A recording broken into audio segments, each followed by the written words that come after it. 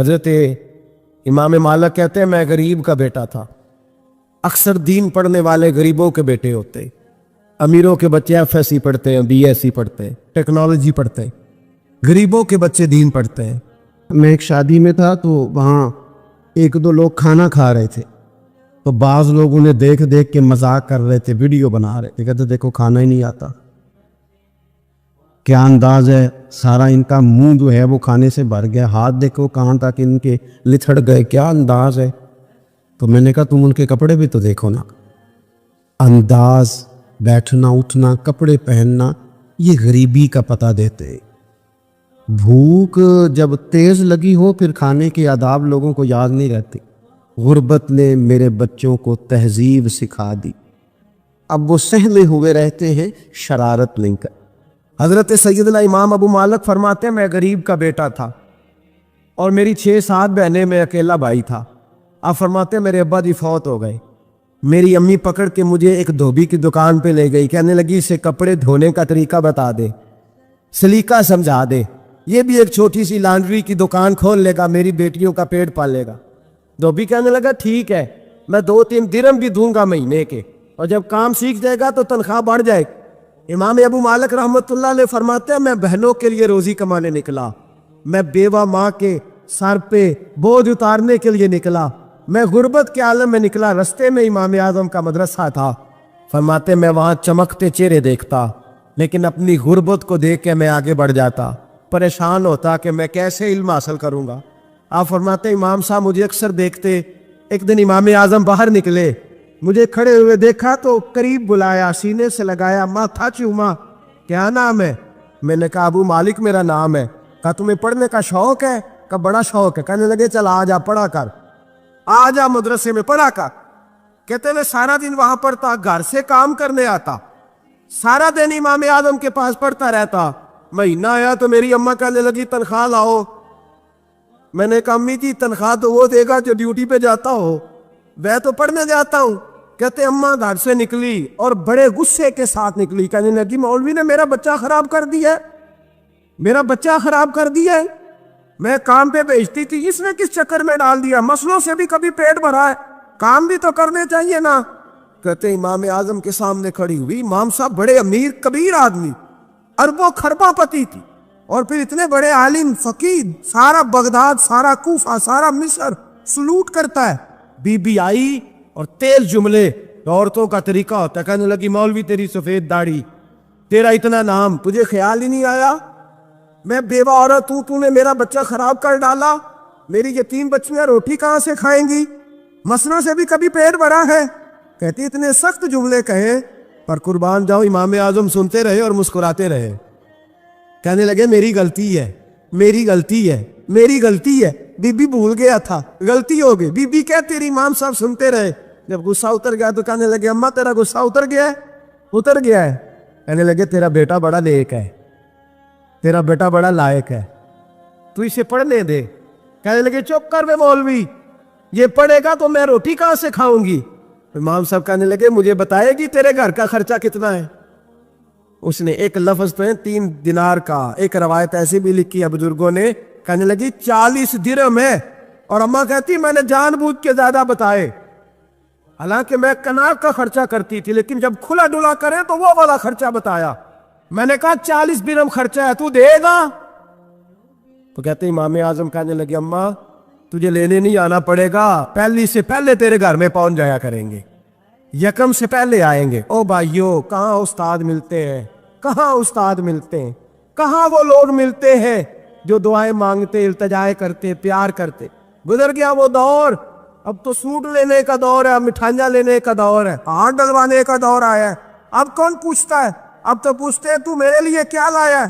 حضرت سیدنا امام اعظم ابو حنیفہ رحمۃ اللہ علیہ 1 دن نہیں, 2 دن نہیں, 4 دن نہیں, 5 مہینے نہیں, 20 سال تک, کہنا آسان, بولنا آسان, سننا آسان, 20 سال تک امام ابو مالک کے گھر میں خرچہ دیتے رہے, وہ پڑھتے رہے.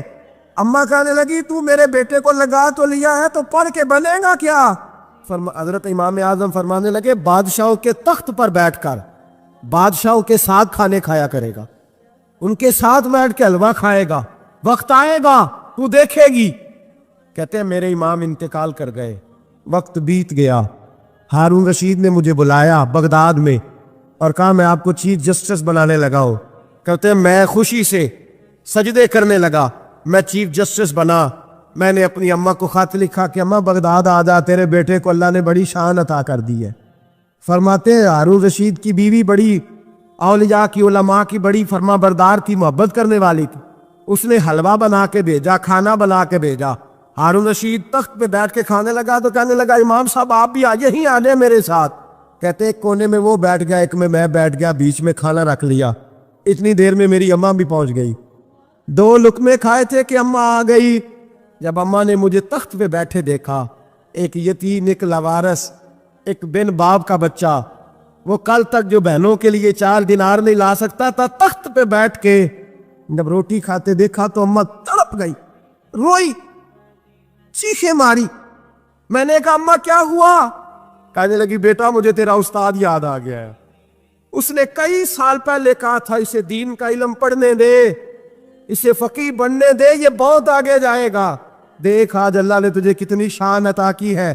کہا بیٹا یہ کمال تیرا نہیں, یہ امام اعظم ابو حنیفہ کا کمال ہے, یہ ان کا کمال ہے جنہوں نے تمہیں یہاں تک پہنچایا. میرے بھائی اپنی پوری زندگی حضرت امام اعظم ابو حنیفہ نے. آج تو اساتذہ کرام, اساتذہ مجھ سے ایک ٹیچر کہنے لگے حضرت جی دل نہیں لگتا, بے سکونی سی ہے, کچھ بتلائے. تو میں نے کہا کلاس میں کوئی یتیم بچہ ڈھونڈ لے, کوئی لاوارث بچہ ڈھونڈے, اس کی وردی اپنے ذمے لے لے, کتابیں اپنے ذمے لے لے, اس کا خرچہ اپنے ذمے لے لے, روز جیب میں ٹافیاں ڈال کے جایا کرے کہ غریب کو دینی ہے. فرمایا 2 مہینے یہ والا وظیفہ بھی پڑھ کے دیکھیں, اللہ آپ کو سکون عطا کرے گا. یہ بھی کہنے لگے بڑی ٹھنڈک ہوئی ہے, بڑا سکون ملا ہے, بڑی تابعداری. میں نے کہا آپ لفظوں سے سکون چاہتے ہیں, وہ لوگ خدمت کر کے سکون لیتے. اقبال کہا کرتے تھے اگر کوئی شعیب آئے میسر تو شبانی سے کلیمی 2 قدم. کہتے تھے دعا کرو کہ حضرت موسیٰ کلیم کو کوئی حضرت شعیب علیہ السلام جیسا مل جائے. کوئی مل جائے نا ایسا تو وہ پھر تازگی پیدا کر دیتا ہے. تو کچھ پرجوش امام مالک رحمۃ اللہ علیہ کے ایک شاگرد کہتے ہیں کہ میرے استاد جو تھے وہ بڑے پرجوش تھے علم پڑھانے میں, شوق ہوتا ہے پڑھانے کا. یہ کچھ لوگ جمعہ پڑھاتے ہیں تو کچھ کہتے ہیں کہ ان جمعہ آ گیا تو کی کرنا ہے. ہمارے شاگردوں میں بھی ایسی ہیں, رات کو پوچھتے ہیں. ایک سے میں نے آج سویرے پوچھا, میں نے کہا بیٹے آج تو جمعہ پڑھانا ہے کی تقریر کرنے کے استاد جی ڈیسائیڈ نہیں کیتا. تو میں کہ بھی تو وڈا مولوی تاں نہیں ڈیسائیڈ کیتا, میں تے 8 دن پہلے ڈیسائیڈ کر لینا کہ مجھے تو تیاری کرنی پڑتی ہے. بڑا علم ہوتا ہے نا لوگوں کے پاس, تو ڈیسائیڈ نہیں کرنا, بیٹھیں گے تو فر بات جاری ہو جائے گی. کہنے لگا نہیں وہ میں نے کہا خدا کے بندے کہتے ہو لوگ آخر میں آتے ہیں, تم بتاؤ تم تو تیاری آخر میں شروع کرتے ہو. کچھ خدا کا خوف کریں بھائی. ایک استاد ہوتا ہے ایک پرجوش. امام مالک کے شاگرد فرمانے لگے کہ ہمارے استاد پڑھانے میں بڑے باذوق تھے, ان کا جذبہ رہتا تھا پڑھانے کا, اور کتاب سے وابستہ رہتے. پڑھنا پڑھانا مسائل دریافت کرنا یہ شعبہ ہے نا جی ہمارا.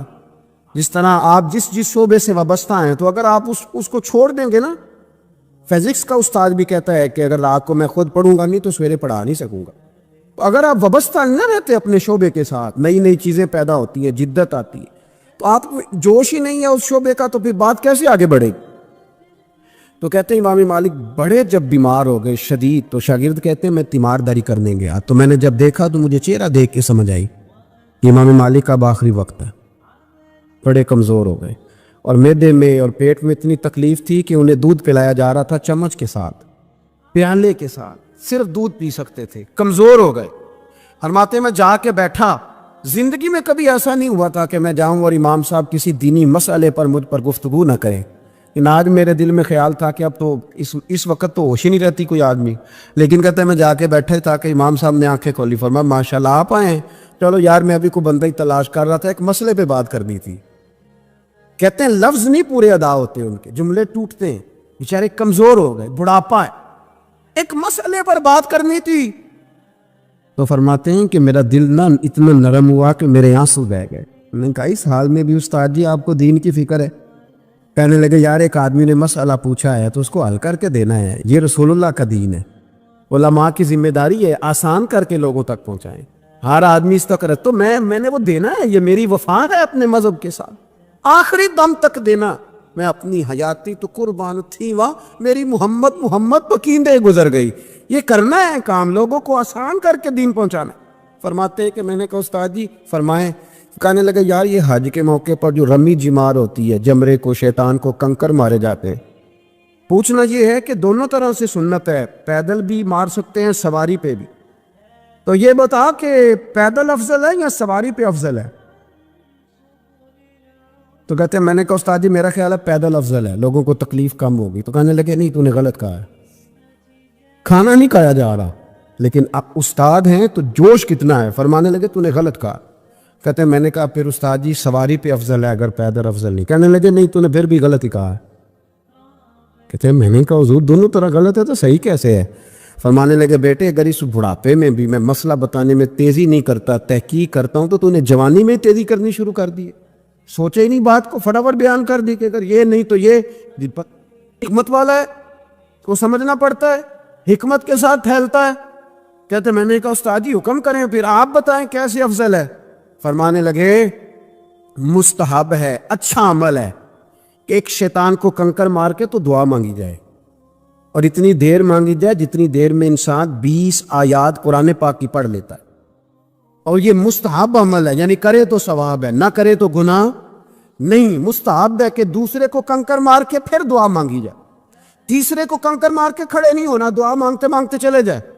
تو فرمانے لگے مسئلہ سن، جس نے چونکہ مستحب ہے مانگے چاہے نہ مانگے، تو جس نے تو کنکر مار کے دعا مانگنی ہے نا، اس کے لیے افضل یہ ہے کہ وہ پیدل کنکر مارے، اور جس کا ارادہ دعا مانگنے کا نہیں نا، اس کے لیے افضل یہ ہے کہ وہ سواری پہ بیٹھ کے کنکر مارے.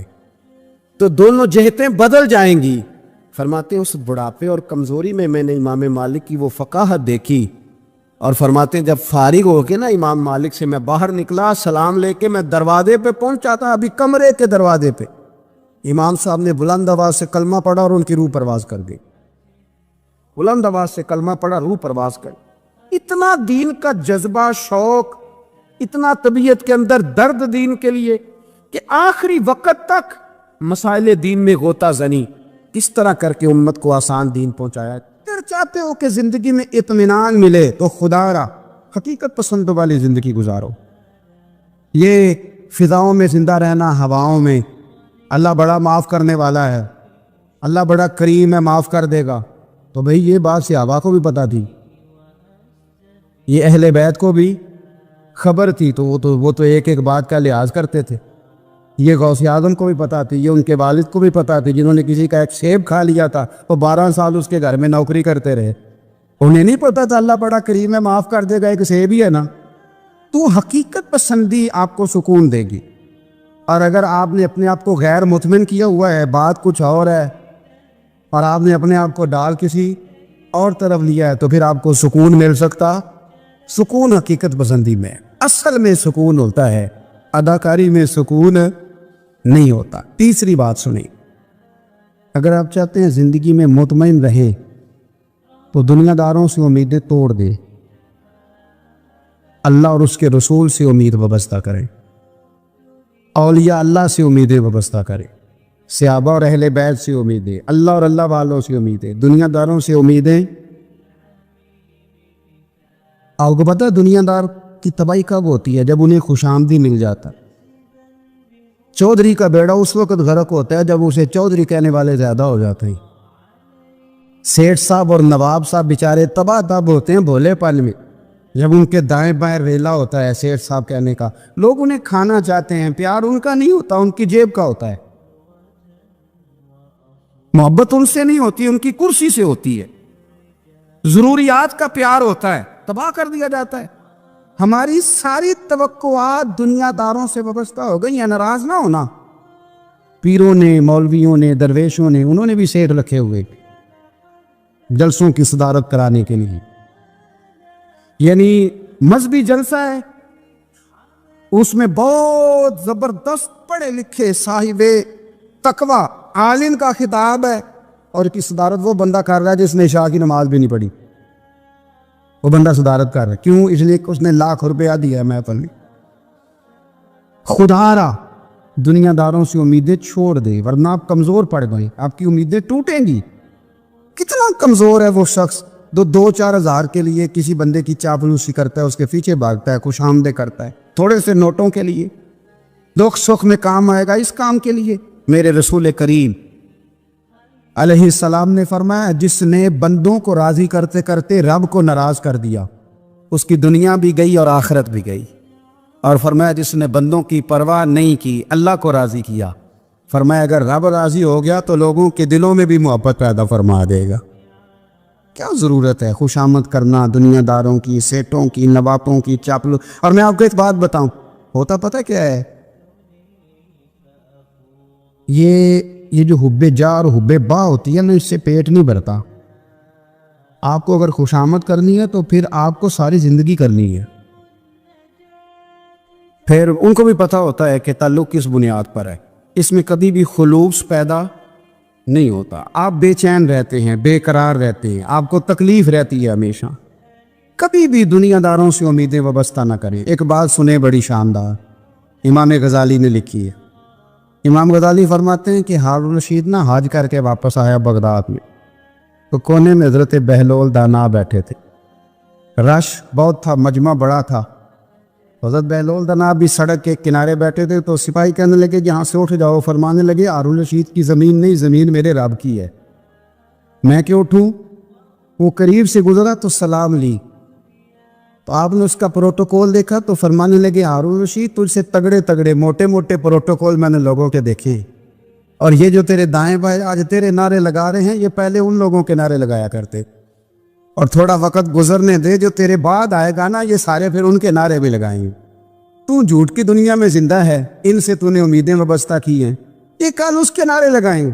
اس کے دل پہ بڑا اثر ہوا، گھوڑے سے اتر آیا، آگے کہنے لگا حضور آپ نے مجھے بڑی اچھی نصیحت کی ہے، میرا دل بڑا ٹھنڈا ہوا ہے، میں نے سنا ہے آپ مقروض ہیں کچھ لوگوں کا قرض، تو مجھے کوئی حکم ہی کر دے۔ آپ ہنسنے لگے، فرمانے لگے یار تو بڑا ہی بیوقوف ہے، بڑا ہی بیوقوف ہے، تو میں تجھے نصیحت کر رہا ہوں تو مجھے الجھا رہا ہے، حضور کوئی حکم کر دیں۔ کیا خوبصورت انداز ہے رب کریم کے بندوں کا۔ حضرت بہلول دانا فرمانے لگے تیرا رب کون ہے؟ کہا اللہ، تو فرمایا میرا کون ہے؟ کہا اللہ۔ فرمانے لگے یہ تو نہیں نہ ہو سکتا کہ اللہ ہارون رشید کو دیتا رہے اور بہلول دانا کو بھول ہی جائے، یہ تو نہیں نہ ہو سکتا کہ ہارون رشید کو دیتا رہے اور بہلول دانا کو بھول جائے۔ فرمایا اس کا دل، اس کا ارادہ ہوا، ارادہ قدرت ہوا کہ بہلول مقروض رہنا چاہیے، تو اگر رب مجھے رکھنا چاہتا ہے دکھ قبول محمد بخشا، راضی رہن پیارے، اگر وہ چاہتا ہے میں مقروض رہوں تو میں بھی چاہتا ہوں کہ میں مقروض ہی رہوں، یہ تو نہیں نہ ہو سکتا کہ تجھے دے اور مجھے نہ دے۔ فرمایا میری تجھ سے کوئی امید نہیں، مجھے جب بھی دے گا میرا رب بھی دے گا، اور وہ دے گا تو پھر انشاءاللہ خزانے کھول کے دے گا۔ دنیا داروں سے امیدیں وابستہ کرنا، لوگوں کے پیچھے، یہ چھوڑ دیں۔ آپ بے چین رہیں، بے قرار رہیں، اللہ والوں سے ضرور امیدیں وابستہ کریں، اس لیے کہ ان کے پاس جو کچھ ہوتا ہے وہ دراصل رب کا ہی ہوتا ہے۔ لیکن سیٹھوں سے، نوابوں سے، سیاستدانوں سے باز آ جائے، ہماری بڑی امیدیں وابستہ ہیں۔ میں اکثر کہتا ہوں جتنے پھیرے نوکری کے لیے دنیا دار کے دروازے پہ لگائے ہیں نا، اس سے کم دفعہ مسجد میں نفل پڑے ہوتے تو رب اتنی بڑی مہربانی فرما دیتا۔ عبداللہ بن مبارک فرماتے فرض حج کر لیا، نفل کرنے جا رہا تھا، 300 دینار پاس تھے، میں پہنچ گیا کوفے تک، وہاں سے جا کر کے کچھ سامان خریدنا تھا، احرام خریدنا تھا، ضرورت کی چیزیں، دوست بھی ساتھ تھے، کہتے ہیں یار میرے جلدی تھک گئے، خریداری کر کے وہ چلے گئے، میں شام تک رکا، بڑا تھک گیا تو سوچا اتنی لمبی چوڑی خریداری کی ہے تو جھیل کی پاس، میں نے کہا وہاں جا کے ذرا ٹھنڈی ہوا لیتا ہوں۔ کہتے میں اس طرف گیا، رات کا اندھیرا تھا، مری ہوئی بھینس پڑی تھی، یہ کچھ 700-800 سال پہلے کی بات عرض کر لو، کہتے مری ہوئی بھینس پڑی تھی، ایک عورت کالے برقعے میں نقاب پوش آئی اور اس بی بی نے مری ہوئی بھینس کا خنجر سے گوشت کاٹا، تھیلے میں ڈالا اور دوڑی۔ کہتے میرے ذہن کے اندر خیال آیا کہ بی بی کوئی ہوٹل چلاتی ہے اور مردہ جانور کا گوشت لوگوں کو کھلاتی ہے، ویسے تو جاسوسی منع ہے، اس نیت سے کہ مسلمانوں کو بچاؤں اس کے پیچھے ہو لیا۔ کہتے ہیں وہ گلیاں گزرتی گزرتی کوفے کی تانگ گلی میں گئی، ایک بڑا سا دروازہ لکڑی کا، بڑا پھاٹک جو پرانے شہروں میں ہوتے، کہتے اس بڑے پھاٹک پر اس نے زور زور سے دستک دی، دونوں ہاتھوں سے دروازہ کھلا، وہ عورت اندر داخل ہوئی تو 3-4 بچیاں جھٹ سے اس کے گرد کٹھی ہو گئی، اماں کچھ لائی ہو؟ تو رونے لگی، کہنے لگی میں کچھ نہیں لا سکی، کہنے لگی یہ مردہ جانور کا گوشت ہے، اور حضور نے فرمایا جب مرنے لگو تو مردار کھا کے بھی جان بچا لو، اب میں دیکھتی ہوں تم سے کھڑا نہیں ہوا جاتا، نہ کھاؤ گی تو گر پڑو، یہ مردہ ہی ہے پکا لو۔ کہتے ہیں اگلے لفظ اس عورت نے کہے تو میں باہر کھڑا چیخنے لگا، وہ کہنے لگی ہم سید زادیہ ہیں، صدقہ زکوٰۃ کھا نہیں سکتی، اور سب روگاں دا روگ محمد، جس دا نام غریبی، کنڈ ولا کے لنگ جاندے سب دوست یار قریبی، سید ہے، صدقہ زکوٰۃ یہ مردار کھا کے گزارا کرو۔ کہتے ہیں پھر اس عورت نے چاروں بیٹیوں کو سینے سے لگایا، کہنے لگی تمہارا باپ زندہ ہوتا تو یہ دن نہ، سید بھی اور یتیم بھی اور مسکین بھی۔ پھر وہ روئیں، حضرت عبداللہ مبارک کہتے ہیں زور زور سے دروازے پہ دستک دی، بی بی باہر آئی، کون ہے؟ تو میں نے کہا میں عبداللہ بن مبارک ہوں، محدث ہوں، زمانہ مجھے جانتا ہے، میرے شاگردوں کی لسٹ بڑی لمبی ہے۔ کہنے لگی اچھا تو؟ کہنے لگا یہ 300 دینار ہے، تو مہربانی کرے تو رکھ لے، چلے اپنا کام کرے ہم جانے ہمارا۔ کہتے میں نے زمین پہ گھٹنے ٹیک کے نا تو سید زادی کے آگے ہاتھ باندھ دیے، میں نے کہا میں نوکر ہوں، تم اولاد ہو، میں خادم ہوں، تم نسل ہو، مہربانی کرو، مہربانی میرے اوپر مہربانی، پیسے رکھ لو۔ کہتے ہیں میں نے وہ پیسے دیے، میں واپس لوٹا، یار کہنے لگے چل، میں نے کہا نہیں میں نے نہیں آج کرنا۔ کہنے لگے کوئی نیا پلاٹ لینے کا پروگرام بن گیا، کوئی نئی انویسٹمنٹ، لوگ تانے دیتے ہیں نا، پر جے کر یار دے نام دا ملے میڑا، ان چولی پا لئیے پونجے سٹیے نا، جے کر یار دے نام دی ملے سولی، چھوٹا چھوٹ لئیے پچھاٹیے نا۔ کہتے ہیں میں نے کہا یار جیسے تمہاری مرضی سمجھ لو، یہ میرا راز ہے، میں بتاتا نہیں۔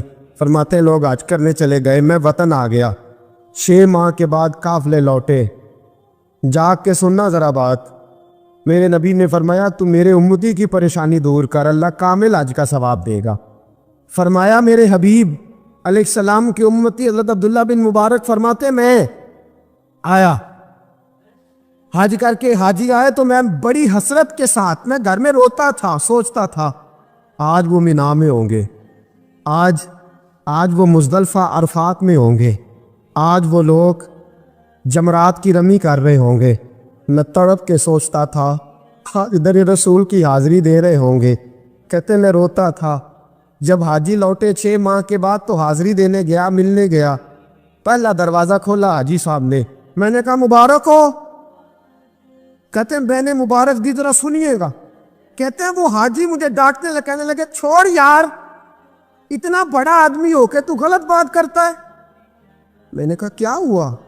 کہنے لگے تو نے ہمیں کہا کہ جانا نہیں، اور پھر ہم مینا میں آوازیں دیتے رہے تو بات ہی نہیں سنتا تھا، ہم آوازیں دیتے رہے ان اللہ علی کل شیء قدیر، آوازیں دیتے تھے، سنتا نہیں تھا۔ کہتے ہیں میں حیران ہوں، میں تو گیا نہیں۔ کہنے لگے ہم 11 حاجی جھوٹ بولتے ہیں، 2 اکیلا سچ بولتا ہے، سب نے دیکھا ہے۔ کہتے میں پلٹ آیا، چوتھے دن پھر ایک حاجی کو ملنے گیا، مبارک دی، کہنے لگا چھوڑ کس بات کی مبارک، میدان عرفات میں تو نے بات بھی نہیں سنی، اور یہاں مبارکیں کہتے ہیں عرفات میں، اور میں تو کہنے لگے چپ کر، غلط بات بھی کرتا ہے اتنا بڑا محدث ہو کے۔ کہتے ہیں جب آخری قافلے آئے، آخری دن تو 8-10 قافلے کٹھے آئے، شام تک 7 قافلوں سے ملا، ہر ایک مجھے کہنے لگا بندے کے پاس گھوڑا نیا آ جائے، سواری بڑی آ جائے تو یاروں سے تو ملنا چاہیے نا، تو آواز ہی نہیں سنتا تھا۔ فرماتے ہیں میں تھک گیا کہ الہی ماجرا کیا ہے، میں تو یہاں اس شہر کی گلیوں میں پھرتا رہا اور یہ سارے حاجی کیا رہے ہیں۔ فرماتے ہیں رات کو حضرت ربیع بن اسلم، وہ بہت بڑے بزرگ محدث تھے، وہ بھی حج کرنے گئے، دروازے پہ دستک دی، باہر آئے تو جھگڑنے لگے، کہنے لگے تو نے مجھے کس مشکل میں ڈال دیا ہے؟ میں نے کہا حضور کیا ہوا، کس مشکل میں؟ میں تو کہنے لگے چھوڑ یار، عالم تھا تو میں تیری عزت کرتا تھا، تو نے یہ کیا کیا؟ میں نے کہا کیا ہوا؟ کہنے لگے یاد نہیں جب تو روضہ رسول کے سامنے ملا تھا، جب نبی پاک کے مواجہ کے سامنے تو پیسوں والی تھیلی مجھے پکڑا گیا، پکڑ اپنے پیسے، میں تو سنبھالتے سنبھالتے تھک گیا ہوں۔ کہتے ہیں یوں سینے سے پیسے لگائے، گھر آیا، عشاء پڑھی تو سو گیا۔ میں نے کہا یا اللہ عقدہ کھول دے۔ رات گہری ہوئی، میرے گھر کی دیواریں چمکنے لگیں، نور پھیلنے لگا، خوشبو ہی خوشبو پورے شہر کو معطر کرنے لگی۔ کہتے ہیں میں نے آنکھ جھپکی تو سامنے اللہ کے رسول تشریف فرما، سامنے محبوب تشریف فرما ہے۔ خواب میرے وچ آیا ماہی، میں اودے گل وچ پا لئیاں باواں، تے ڈر دی ماری اکھ بھی نہ کھولاں کتے پھر وچھڑ نہ جاواں۔ فرماتے میں محبوب پاک کی زیارت کی تو نبی پاک علیہ السلام کا دیدار کر کے پھوٹ پھوٹ کے رویا۔ اب میرا دل تھا حضور بولے کوئی بات کرے، محبوب بولے لب کھولے۔ فرمایا کیا؟ حضور نے فرمایا میں تجھے کتنے اور گواہ بھیجوں کہ تیرا حج ہو گیا ہے، میں کتنے گواہ بھیجوں کہ حج تیرا بے پرواہی بے سجن دی جتھے کسے دی پیش نہ جاوے، انہیں تاجاں والے در در رولے، منگتے ہیں تخت بٹھاوے، آزم کسے نو کارا مل دئی، کسے نو کارا، کسے نو کارا مل دئی، کوئی کا دو خالی آوے۔ فرمایا کتنے گواہ بھیجوں کہ حج ہو گیا۔ میرے حبیب نے فرمایا اٹھ کے تھیلی کھول کے گیل لے، تو نے 300 دینار دیے تھے، میں نے 600 کر کے واپس کیے۔ فرمایا کن؟ حضرت عبداللہ بن مبارک نے 60 حج فرمائے، اس کے بعد کتنے حج کیے؟ ایک فرض کیا ہوا تھا 61 ہو گئے۔ فرماتے ہیں میں بار بار گیا اور جب بلایا سرکار نے خود ہی انتظام ہو گئے۔ فرماتے ہیں بار بار میرے حبیب نے فرمایا تو آ چاہے نہ آ، رب نے تیرے نام کا فرشتہ بنا دیا ہے جو قیامت تک تیری طرف سے حج کرتا رہے گا، قیامت تک تیری طرف سے مینا، مزدلفہ، عرفات، جبل رحمت پہ آتا رہے گا، میری بارگاہ میں درود پڑھتا رہے گا، حج فرشتہ کرے گا، ثواب اللہ تیرے نام اعمال میں لکھے گا۔ میرے دوستو میرے نبی نے فرمایا میرے امتی کی ایک پریشانی دور کر، اللہ قبول حج کا ثواب عطا فرمائے گا۔ غریبوں کا حج ہے کہ نہیں؟ بولے اشراق چاشت پر حج ہے، دو لوگوں کی صلح کرا، حج ہے، علماء کی نوکری کر، ایک ایک دفعہ 70 حج تجھے ملیں گے۔ اور میرے رسول پاک صلی اللہ علیہ وسلم نے فرمایا سوکھا حج ہے، سامنے بجی ہے، سامنے اما جی ہے، بار بار پیار سے دیکھ، بار بار حج کر، بار بار پیار سے دیکھ، اور کسی غریب کی مدد کر دے، سڑک پار کرا دے، میڈیکل سٹور سے دوائی لا دے، کسی کی نوکری کر دے، بچہ گھر میں نہیں، ابا جی بیمار ہو گئے، جا بھاگ کے تو چچا کو چھوڑا ڈاکٹر تک، تو نیکی کر، اللہ تجھے پورے حج کا ثواب عطا فرمائے گا۔ حج بڑے ہیں، کرنے کی تیاری کرو، حج کا بڑا موقع ہمیں میسر آتا ہے، بس پروگرام بناؤ۔ صحیح مسلم کی حدیث، کتاب کا نام کیا ہے؟ اور بڑی مضبوط حدیث، میرے نبی پاک صلی اللہ علیہ وسلم فرماتے ہیں کچھ لوگوں کو اللہ قیامت میں کھڑا کرے گا اور کھڑا کر کے فرمائے گا چلو جنت میں جاؤ۔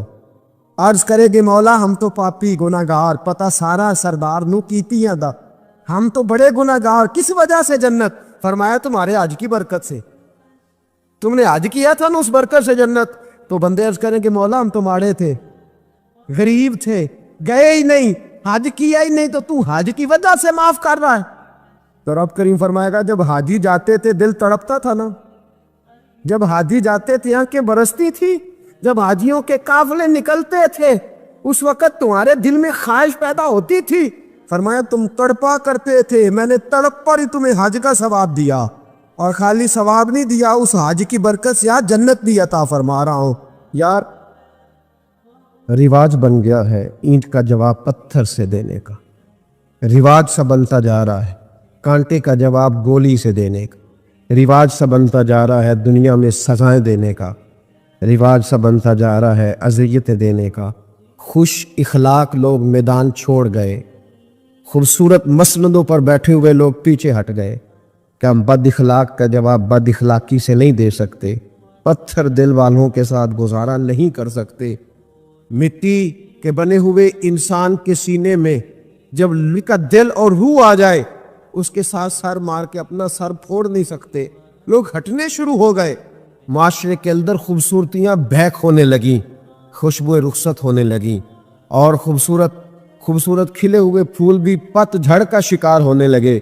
लेकिन हमने कभी पलट के सोचा ही नहीं कि हमारे लबो लहजे ने कितने दिल तोड़ दिए, कितने लोगों को तकलीफ दे दी, कितने लोगों को आजमाइश में मुब्तला कर दिया, कितने सारे। अभी रात ही की बात है, एक रात ही की बात है, एक साहब मुझे फ़ोन करने लगे, देर तक उनका फ़ोन बजता रहा। मैं किसी जगह मसरूफ़ था महफिल में, फ़ारिग होने के बाद मैंने कॉल की तो मैंने कहा खैरियत है? तो कहा कि बच्चा आपसे मोहब्बत करता था तो पता नहीं उसको कोई आसेब हो गया, रोता जाता है, परेशान है, तो आप बात कर लें। तो मैंने उससे बात की, मैंने कहा क्या बात है? तो वो कहने लगा जी कोई बात समझ नहीं आ रही, मुझे सब बुरा लग रहा है। उन्होंने डॉक्टर को दिखाया, एक रिपोर्ट उसने की, वो रिपोर्ट करी तो कहने लगे कुछ नफ्सियाती असर हो गया। तो सुबह मैंने जब दोबारा कॉल की तो उन्होंने कहा कि असल में ये फैक्ट्री में जाता था तो वहाँ किसी शख्स ने इसको इसकी गुर्बत का ताना दिया, उसने इसके काले रंग और चपटी नाक के बारे में बातें किए। पता नहीं कब से ये बेचारा अपने सीने में बातें छुपाए फिरता था, तो अब वो जख्म बन के ना अब वो खटकने लगी हैं जहन में। तो डॉक्टर कहता है कि किसी बात का असर ले गया है, अब इसका इलाज ये किया जाएगा, नफसियाती मरीज को इसको दवाइयाँ खिलाई जाएगी, ये सोया करेगा, कितने कितने घंटे सोया रहेगा ताकि उस दुख को सोचे ना। कितने लोग ऐसे हैं जो हमारी अजियत का शिकार है, कितने लोग ऐसे हैं। मैं अक्सर कहा करता हूं कि उस शख्स की कोई जिंदगी है, वो भी इंसान अपने आप को जिंदा समझता है कि जिसकी माँ उससे बात करते हुए डरे कि पता नहीं कहां से बोलेगा, वो भी अपने आप को रूहानी तौर पर जिंदा समझता है कि जिसका बाप उससे बात करते हुए जरा सहम जाए कि कहीं मेरी इज्जत ना उछाल दे, तू भी इंसान है। कि जिसका उस्ताद और मुर्शद भी तेरे साथ बात करे तो वो खोल के काम ना कह सके और वो कहे कि पता नहीं ये इंसान किस तरह का है, कहां बोलेगा, क्या करेगा। वो लोग जो तेरे लिए अदब के लायक थे, वो जगह जिनका तेरे ऊपर हुक्म चलना था, अगर वो तुझसे सोच कर बात करें, सिमट कर बात करें, तो फिर तुझे गौर करना चाहिए, फिर तुझे सोचना चाहिए कि तेरे सीने में दिल नहीं पत्थर है। तू फिर अपने वजूद की लाश उठाए कब तक दुनिया में गुजारा करेगा। सोचें, थोड़ा गौर करें, कहीं ऐसा तो नहीं कि हमारा लबो लहजा, हमारा उठना बैठना, हमारा इक़्तिदार, हमारी दुनिया, हमारा माल, और अब तो हाथों में सोशल मीडिया आया है, तबाही उतर गई। ऐसी ऐसी पगड़ियों के पेच खुल गए जिन तक हाथ कभी नहीं जाना चाहिए। ऐसे ऐसे जुमले जुबानों से निकल गए और निकल कर वो दुनिया के सामने आ गए जो कभी सवाल ही नहीं पैदा होता था कि कोई मजहब कौन ये काम करे। खुदारा जुल्म से बचे, ज्यादती से बचे, कोशिश करें कि कोई ऐसा काम ना हो जिसकी वजह से दूसरे तकलीफ महसूस करे। रसूल रहमत अलैहिस्सलाम सफ़े सीधी करा रहे थे। बदर के दिन एक आदमी का पेट बड़ा था। हमारे यहाँ माजरत कबूल करने वालों की तादाद बड़ी थोड़ी रहती जा रही, बल्कि कुछ फलसफियों ने तो मुझे बताया है कि माजरत अगर कभी कर लेना तो सामने वाला चढ़ाई ज़्यादा कर जाता है। वो कहते हैं माजरत कभी ना करो, माजरत करें आप तो फिर तो आप समझ लें कि आपने गुनाह कबूल कर लिया, फिर तो लोग चढ़ जाए। ये ऐसा फलसफा अब मैदान में आया। मैं कभी कभी प्यार की बात सोचता हूँ। मैं एक जगह अपने शहर में रोड पे खड़ा था, तो मेरे अपना ही एक जानने वाला संगी था, मैं उनको जानता था, हमारे शहर के थे। तो उन्होंने गलत मोटरसाइकिल मार दिया किसी को, और जब उसने मोटरसाइकिल वाला उठा ना, उस पर चढ़ाई कर दी। तो हमेशा यूं चलाता है, तुम्हें तरीका ही नहीं आता, तुम बड़े गलत हो, चढ़ाई कर दी उस पर। जब तक मैं पहुंचा तो वो बेचारा जा चुका था, नरम दिल था, गरीब था, वो जा चुका था। तो मैंने कहा यार तू बड़ा फजूल आदमी है, मैं खुद देख रहा था, गलती भी तेरी है, तो तूने चढ़ाई कर दी। कहता सब मैं ना करता फिर उन्हें कर देनी सी। तो मैंने कब लज वक़्त हिफ्ज़े मा तक़द्दम किया है, अगर मैं ना करता। ये हमारी सोच है, ये रवैया है, ये हमारी अखलाकियात, ये हमारी सोच है कि जो पहले चढ़ाई कर गया वो बड़ा हो गया, और जो ना कर सका वो तो लिहाजा फटाफट चढ़ाई करो। ऐसा जुमला बोलो कि सामने वाला काबू आ, लड़ना शुरू करो फटाफट। ऐसे भाई बस करें, एहतियात करें। नबी पाक सल्लल्लाहु ताला अलैहि वसल्लम बदर के दिल सफ़े सीधी करा रहे। मेरी बातों की समझ आ रही है आप हज़रात को? हुजूर सफ़े सीधी करा रहे थे, हाथ में छड़ी थी, और हुजूर की ड्यूटी है सफ़े सीधी कराना। सफ़े, मुझे एक बात बताओ, कभी बाप ने बेटे से माफ़ी मांगी है? उस्ताद डंडा मार के माफ़ी मांगता है, کہ पुलिस की तो मैं बात ही नहीं ना करता, उधर तो मैं नहीं जाता, उस तरफ तो मैं सफ़र ही नहीं करता। कभी आपने देखा है कि बड़ी गाड़ी वाला बड़ी गाड़ी से निकले और रक्शे वाले से माजरत कर रहा होगा? ये कैसे हो सकता है? फिर उसकी वो पजारों का रेट तो बिल्कुल लो हो गया कि रक्शे वाले से कह दिया दरगुजर करो। अजीज दोस्त, नबी करीम सल्लल्लाहु ताला अलैहि वसल्लम सफ़े सीधी करा रहे थे, तो सफ़े सीधी कराते कराते ना अल्लाह के हबीब अलैहिस्सलाम के हाथ में छड़ी रहती थी। सहाबी का पेट बड़ा था, हुजूर ने छड़ी लगाई, फरमाया जरा पीछे हट जा। ये हुजूर ने हौसला दिया है, ये नबी पाक सल्लल्लाहु अलैहि वसल्लम ने तवानाई दी अपने गुलामों। जब छड़ी उनके पेट पे लगी तो वो सहाबी बोल पड़े, कहने लगे या रसूल अल्लाह, मेरा तो पेट बड़ा है, खड़ा मैं साफ में ही हूँ। हुजूर पेट बड़ा है तो बाहर नजर आया, हूँ मैं साफ में। इतने लफ्ज कहे, आगे बात हुजूर अलैहिस्सलाम खुद समझ गए। महबूब ने फरमाया मैं समझ गया हूँ, तू कहना चाहता है तेरे साथ ज्यादती हो गई। कोई दलील नहीं, कोई उस पर तबसरा नहीं, कोई उस पर बात नहीं कि तू लग नहीं रहा, तेरी डोल डाल ऐसी है, तेरी बनावट ऐसी है कि न कोई उस पर तबसरा नहीं, कोई कमेंट्स नहीं। तुझे लगता है कि तेरे साथ जुल्म हुआ, तुझे महसूस होता है? वो खामोश हो गए। मेरे महबूब ने छड़ी उनके हाथ में दी, फरमाया चल तू बदला ले ले, खत्म हो गई बात। यहां अगर किसी को महसूस हो गया ना उसके साथ जुल्म, तो छड़ी थमा दी और मैं ये ले पकड़, ले तू बदला कर, अपनी ख्वाहिश पूरी, बदला ले। उन्होंने कहा या रसूल अल्लाह सल्लल्लाहु अलैहि वसल्लम, मेरे पेट से कपड़ा उठा हुआ था। तो हुजूर ने झट से कपड़ा उठा दिया, फरमाया लो ना बदला। जब ये कहा तो उन्होंने छड़ी दूर फेंकी और मुस्तफ़ा करीम के वजूद से लिपट गए और जिस्म चूमना शुरू किया और धाड़े मार के रोए, ये तो क्या कर रहा है? अर्ज की, ए करीम महबूब, सुबह बदर की तलवारें चमकेंगी, पता नहीं बचना है कि शहीद होना है। तो दिल में ख्वाहिश थी कोई मौका बने, जाती जाते मैं रब करीम के शाहकार वजूद से बरकत तो हासिल कर लो। तो हुजूर ये तो मैंने सारा उस प्यार में आके किया है, वरना किस जालिम को बदला लेना था, किसको ये काम करना था? मेरे महबूब करीम अलैहिस्सलाम ने ये मिजाज दिया है, हुजूर ने ये सोच दी है, हमारी तरबियत की है, हमें बतलाया और समझाया है कि थोड़ा सा अपने ऊपर पाबंदी लगा के रखो, थोड़ा सा ये मिजाज छोड़ दो कि दुनिया मेरे हुक्म के मुताबिक उठे और मेरी तबीयत के मुताबिक बैठे। मैं चाहूं तो लोग सिमट जाएं, मैं चाहूं तो लोग गुजर जाएं, ये रवैया छोड़ दो। भाइयों, नबी करीम सल्लल्लाहु ताला अलैहि वसल्लम ने हमें सिखाया और समझाया है कि जुल्म क़यामत के दिन मजलूम ताकतवर हो जाएगा।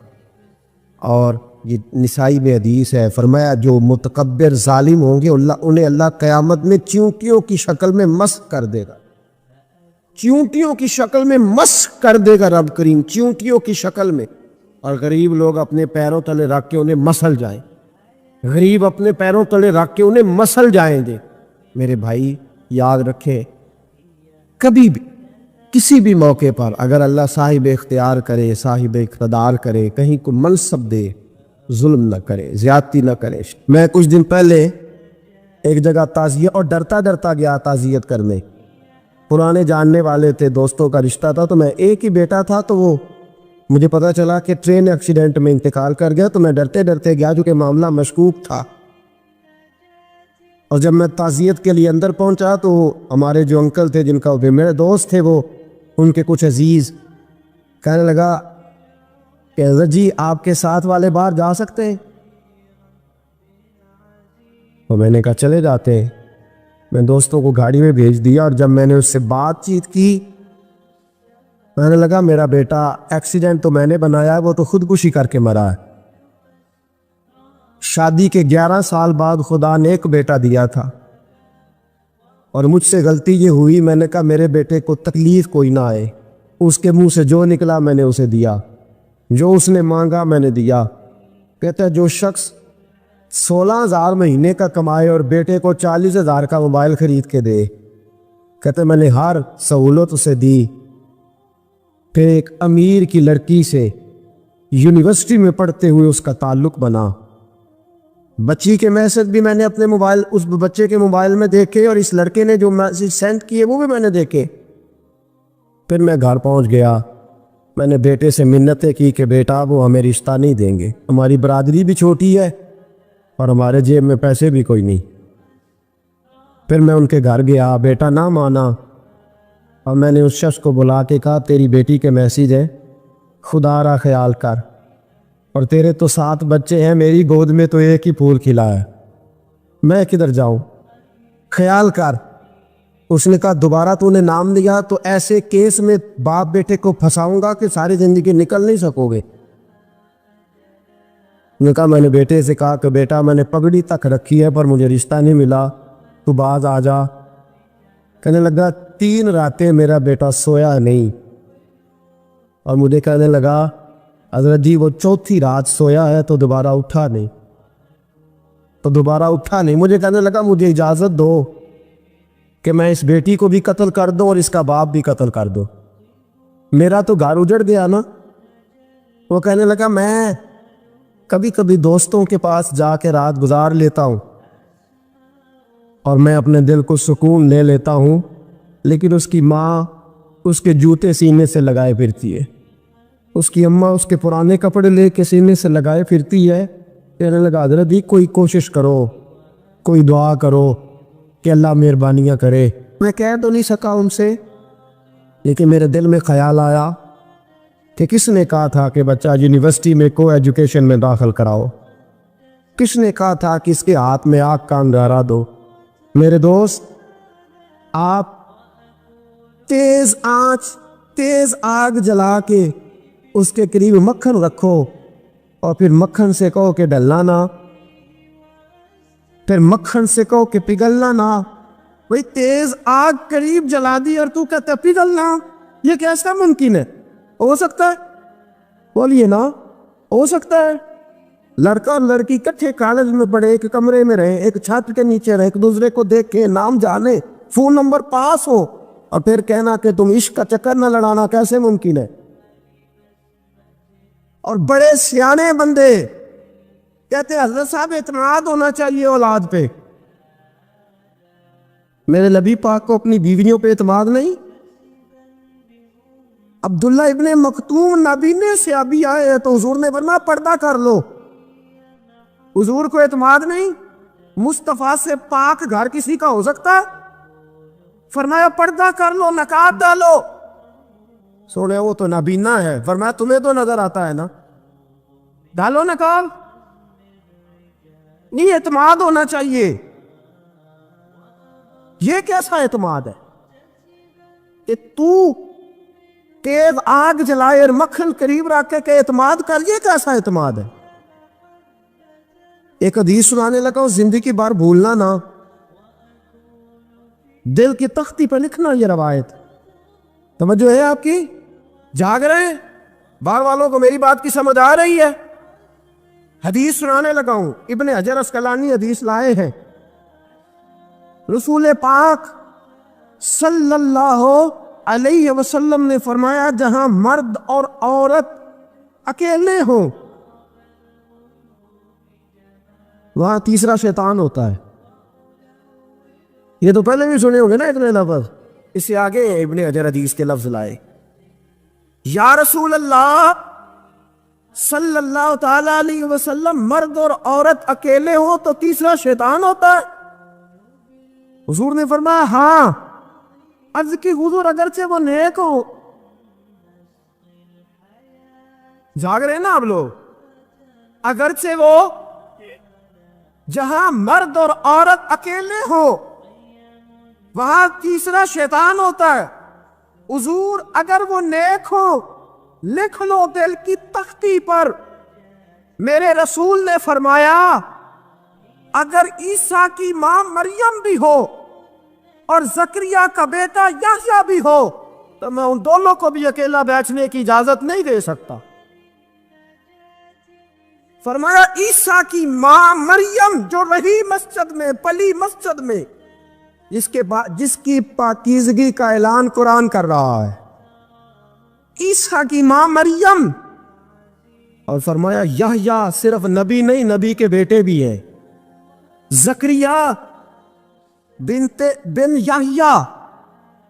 फरमाया अगर ये दोनों भी हो, एक नबी हो और एक वली हो, मरियम اور یحییٰ بھی ہو، مریم اور زکریا بھی ہو، فرمایا میں ان کو بھی اکیلے بیٹھنے کی اجازت ہے۔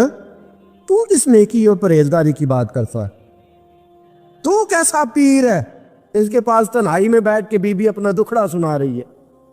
تو کیسا مفتی ہے؟ اٹھا کے لے جا طریقتیں شریعتیں اور جا کے سنبھال لے اپنے جبہ اور دستار میں۔ وہ کوئی جبہ اور دستار نہیں، وہ گند ہے، اس لیے کہ جو نبی مریم سلام اللہ علیہا کو نبی کے پاس بیٹھنے کی اجازت نہیں دے رہے، وہ پیر کس بات کی مولی ہے جو بیبیوں کو بغیر پردے کے سامنے بٹھاتا ہے؟ اور تنہا بی بی کہتی ہے میرا دکھ سن لے، کس نے اجازت دی ہے؟ اور پھر کہنا تماشا لگ گیا، سٹانڈ لگ گیا۔ یہ شریعت بیان کر رہا ہوں، رسول اللہ کا فرمان بیان کر رہا ہوں، اور اس سے آگے ہمیں کسی دلیل کی ضرورت بالکل نہیں۔ اور پتہ نہیں باپ کو کہ میرا بیٹا کیا کر رہا ہے؟ اندھی ہے وہ ماں جس کی بیٹی سارا دن نیٹ پہ بیٹھی رہتی ہے، اس کو خبر نہیں کیا ہو رہا۔ اور جب آگ گلے تک آتی ہے نا، داڑیاں جب جلنے لگتی ہیں تو ہمیں خیال آتا ہے یہ کیا بن گیا ہے۔ اور جب ماں کا دوپٹہ کھینچنے لگتا ہے نا سگا بیٹا کہ چل میرا رشتہ مانگ، پھر اس کو پتا چلتا ہے کہ یہ تو معاملہ ہی بڑا خراب کر لیا میں نے۔ میرے دوست، جوانی زیادہ پیسے کمانے کا نام نہیں۔ اگر تو قیمتی کپڑے پہنتا تو تو جوان نہیں۔ تو 50 کلو وزن پائے ہاتھ سے اٹھا لیتا تو تو جوان نہیں۔ اگر تو ڈگریوں کا ڈھیر لگایا ہے اور تیرا دراز اور الماری بھر گئے ہیں تو تو جوان نہیں۔ اور اگر تو نے اپنے خاندان اور معاشرے میں اونچا افسر بن کے نام کما لیا تو جوان نہیں۔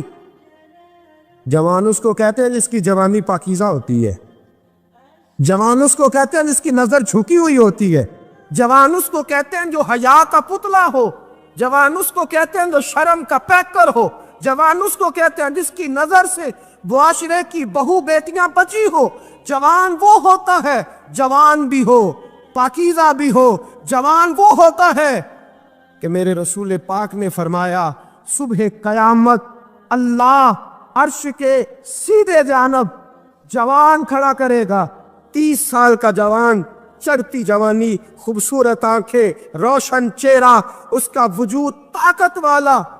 نبی آگے بڑھ کے پوچھیں گے یا اللہ یہ کون ہے جو تیرے دائیں جانب کھڑا ہے؟